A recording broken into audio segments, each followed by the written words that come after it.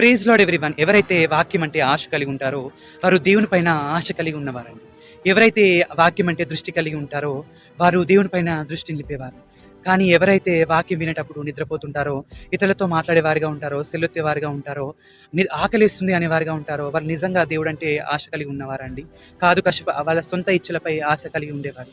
కానీ ప్రకటన గ్రంథంలో వ్రాయబడి ఉంటుందండి, మన దేవునికి ఒక పేరు వాక్యమై ఉన్న దేవుడు అని చెప్పి. కానీ ఎవరైతే దేవునిపై ఆశ కలిగి దృష్టి కలిగి ఉంటారో వారి సమస్యలో ఉన్నప్పుడు ఆ వాక్యమే వారిని బ్రతికింపేలాగా చేస్తుంది.